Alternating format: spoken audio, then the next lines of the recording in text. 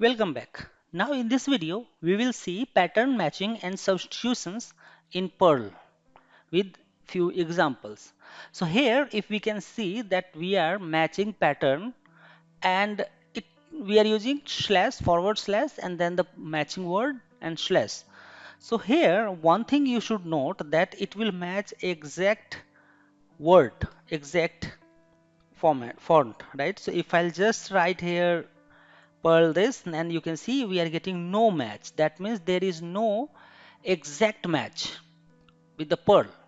So if you just want to ignore case sensitive, then you should use here I, and this I will remove and make it insensitive. So you can see now we get match found. This is one trick that you should remember. And for substitute, we can just use slash and then s, right? So if we just wanted to replace anything, for example, let's say if I'll write here in this one only, I'll say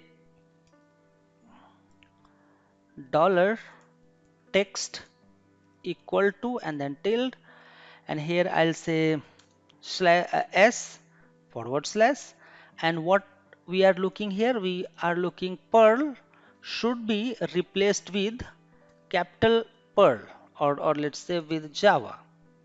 Then I'll say slash and G. If you are using G, that means you wanted to replace all the matching output. And then after that we can say print dollar text and we can check the output. So you can see now, welcome to Java programming. So here this one is replacing. Now let me show you what will happen if I'll just remove equal to tilde sign symbol and then try to run it. So you can see it's saying that whenever we are using substitutions, we should use the tilde symbol here.